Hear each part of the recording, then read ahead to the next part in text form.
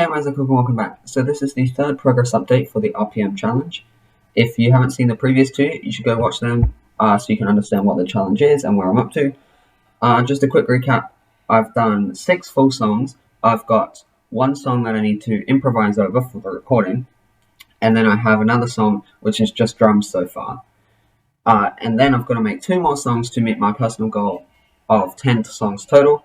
If I have more time, I can go above that. So for the one that's just drums, I want to design a new synth patch, and then I'm also going to make some new synth patches for the 2 more songs that I'm going to make.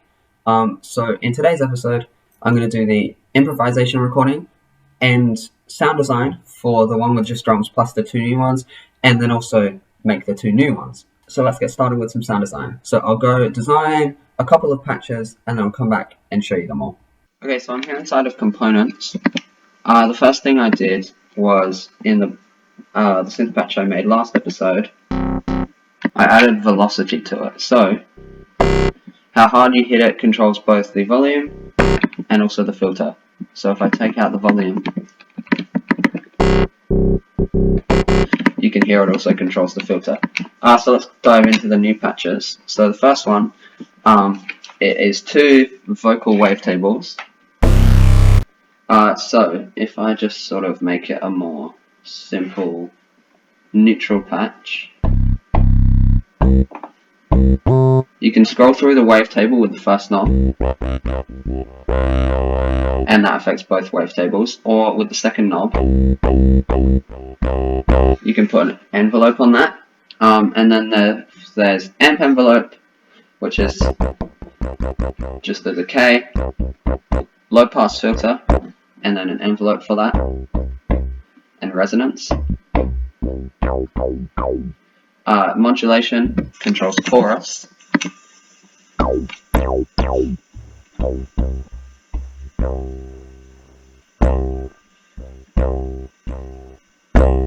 Which can add some stereo width. And then effects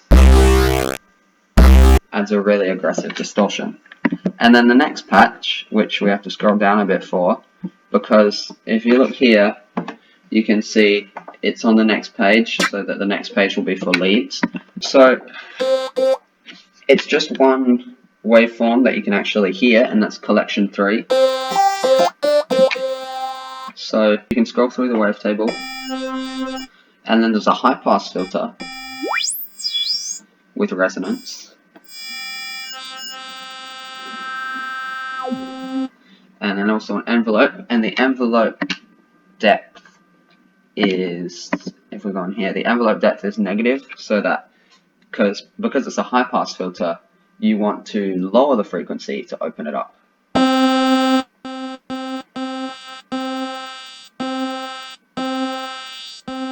So it's negative depth. And then the oscillator mod introduces ring mod from a square wave onto the main oscillator. And then also, as you can see, it's not just a normal square wave, it's got pulse width, because the 7th knob puts an LFO on the pulse width. And then the 8th knob just controls the chorus. So yeah, those are the 2 new synth patches I made. Right. Let's start with this one, which is just the drums so far.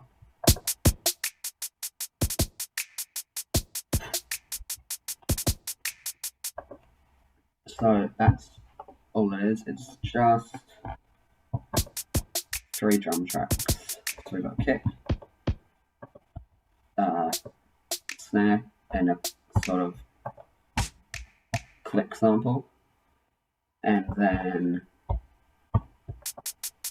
hi-hats, and as you can hear, there's some swing, and then we are going to add in 2 melodic elements, so probably a bass and a lead, using some of the presets. So we've got this one from the first episode, and then these 2 which we just made. So I think the bass is a little bit too aggressive. we could do some sound design and try and change it. I'm going to go into fixed velocity mode, which basically just takes out the velocity response.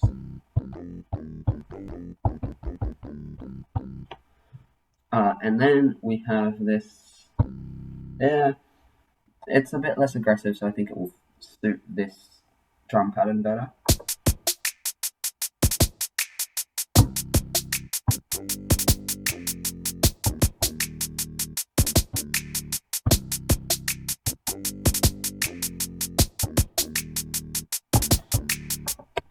I think that's pretty good. It didn't really take much to come up with that. Okay, cool. So I think that's a 2-bar pattern. So I'll just play it in live.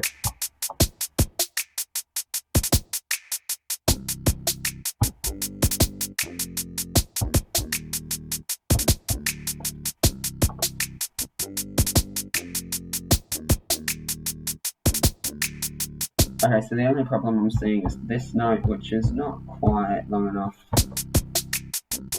Yeah, that's better.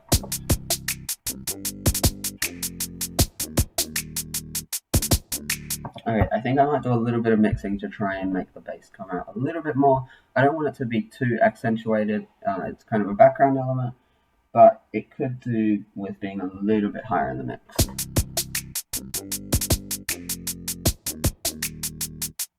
So the hi-hats can go down a lot.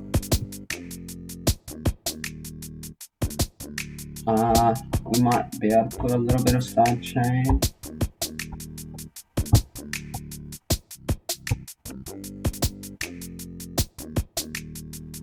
Yeah, I think that's fine. They're not competing very much, but just to help out that little bit. And then for a lead element, let's grab,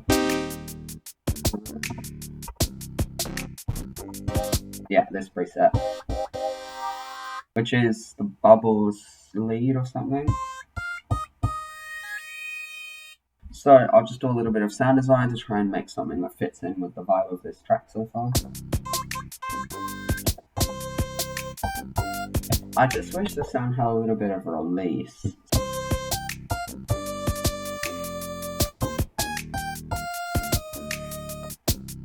I think I can turn up the modulation a little bit. Yeah, I'll play something like that.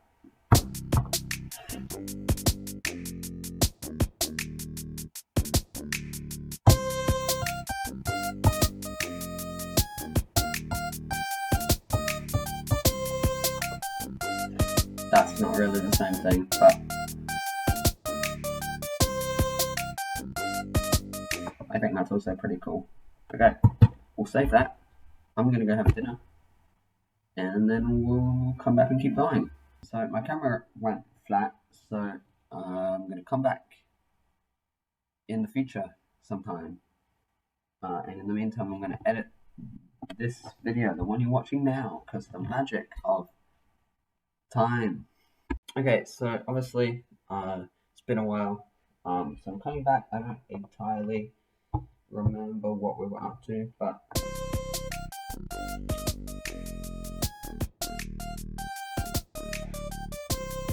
okay, cool. So I'll just try and create a B section.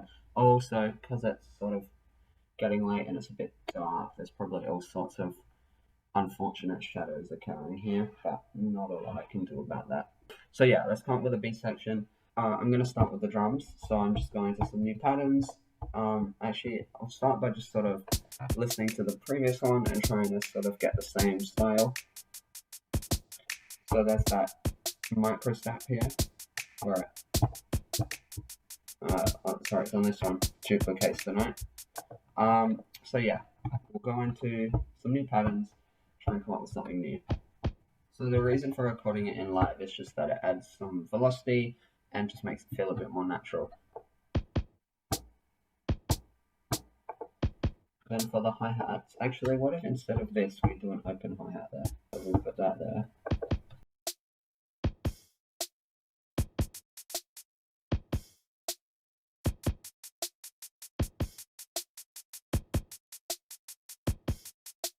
So I think we'll go with that. So let's just hear the contrast.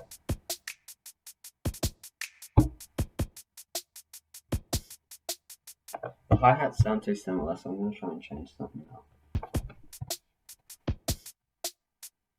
Yeah, that's alright. Cool. So now we can come up with something new for this. I think I just want to try something. I might not keep it. But I think the vocal sound of the bass sounds better on octave up. So if we bring the lead back in. Yeah, see now the lead and the bass are too similar in pitch range, so.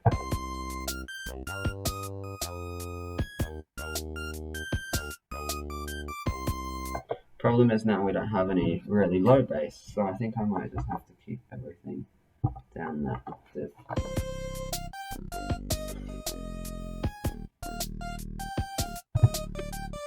Yeah, okay. I mean, we can always just go up an octave for the next pattern.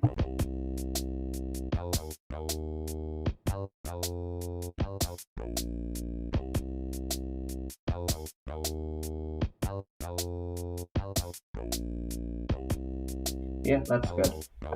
So, going from the previous one to that.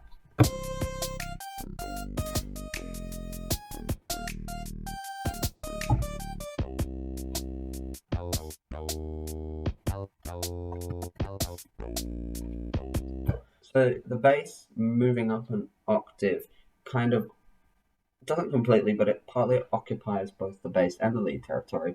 So I think maybe just for the first bit we could leave that out, and then we could introduce a lead element afterwards. So got that, and we can maybe introduce a lead element to go with that. But I think firstly I want to start arranging it a little bit. So out of this first section, what's like the fundamental elements that we can start with? I think something like that. Or maybe if we do this, but filter it down.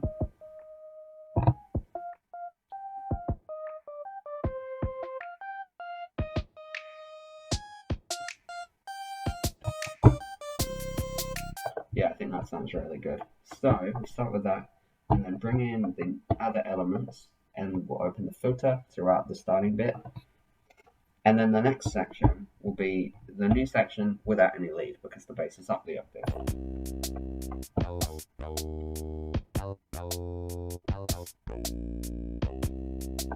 Maybe if I just simply do a filter sweep.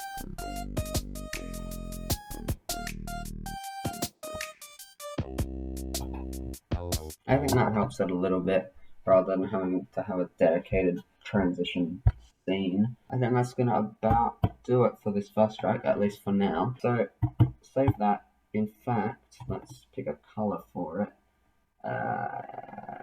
Yellow. Is that yellow? Yeah. Right. So preset.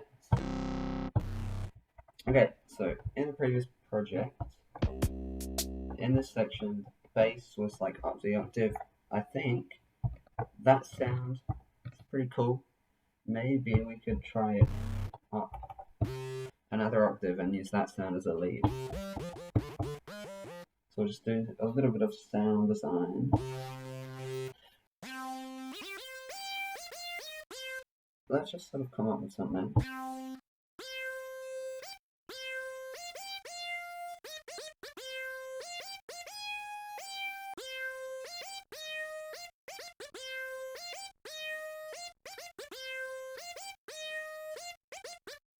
And then I'll come up with something to go after that. Like this could lead into. So I feel like on a second repeat it wants to go higher.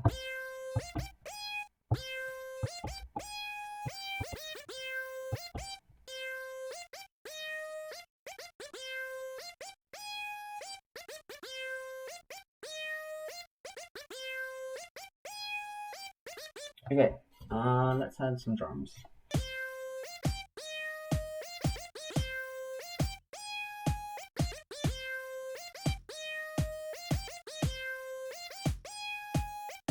This kick drum sample started as that, but I can shorten it down.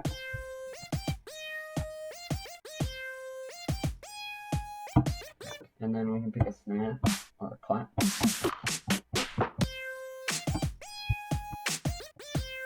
I like how the kick drum is on the beat after the snare drum every time.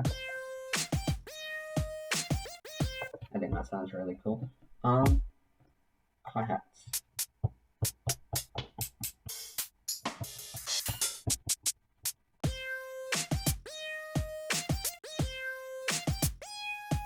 We can introduce some more intense hi-hats.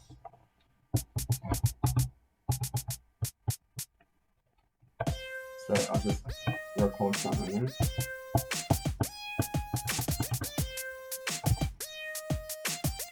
So obviously the triplets didn't work here.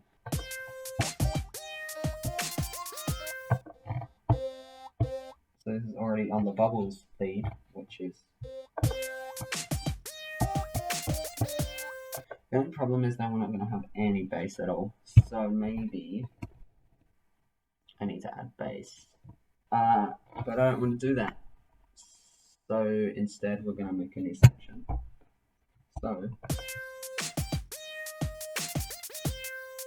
I think just to sort of make it less of a jarring transition like we had in the last song, I'm going to keep the same hi-hats but change up the drums. And in fact,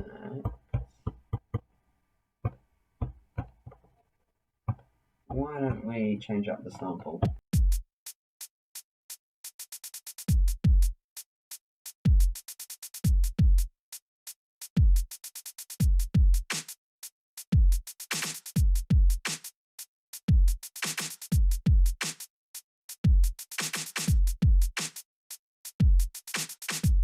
I think that's pretty cool.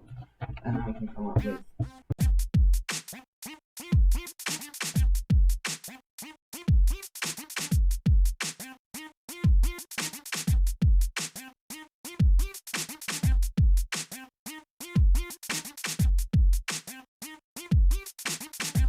so that's a beat section. So let's just try and transition between them and see what it sounds like.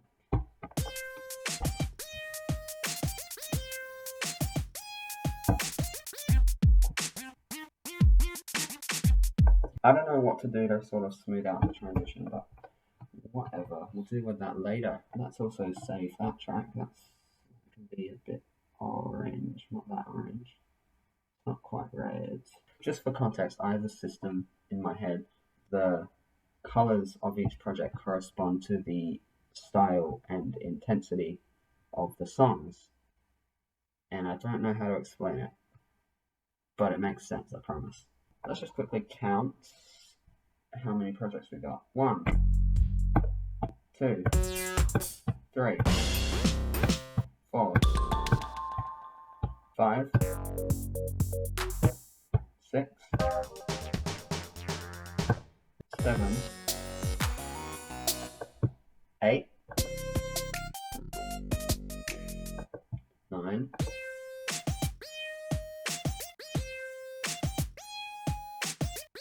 10. When you write one more track with the new synth patches and then finish arranging, mixing, adding bass, everything for these 3 tracks, and then just sort of quickly go through all the tracks, organize, arrange, etc., everything, and then we'll be done. Yeah, it's not too late. We'll try and make one more tonight. I want to start with the bubbles lead. Maybe play some chords. We'll start with a little bit of sound design.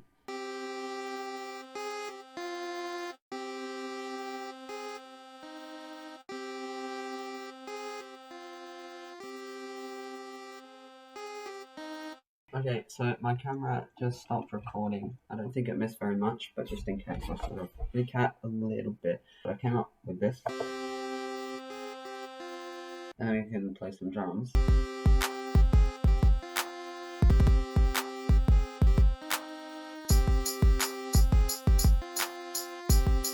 Cool, we've got some drums. Okay, so if we start with this.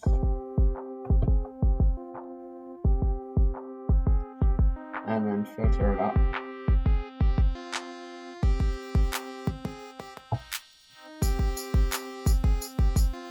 And then add in the, I guess, tambourine sort of sound. And then some bass can also come in at that point.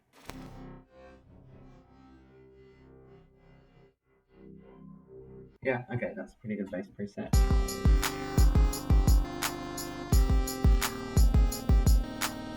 Okay, so I decided to go up an octave, but I think it works out.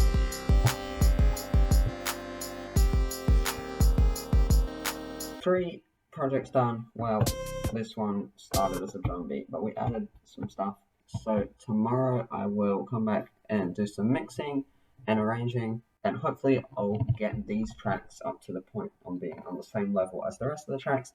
I'm gonna have 4 days to do the final arranging, mixing everything for the tracks, and then record them all. Which, as I explained in the first episode, my recording process is simply to record them with my camera like I am now, but just take the direct audio from that, convert that to a WAV file. Not the best audio quality, but it's much better than anything else I could do with my current setup. I think I'm done, which is just weird.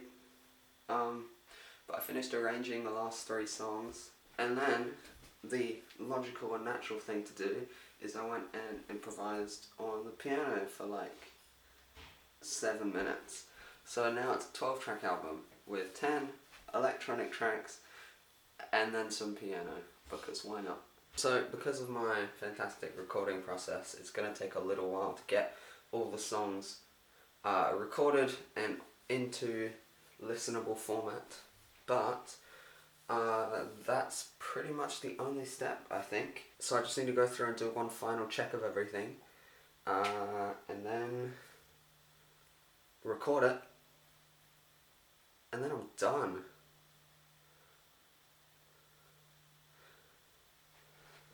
Okay, so every track has been mixed, recorded into my camera, and then taking a WAV file out of that, and then using Audacity to make sure that the volume of each song is around the same.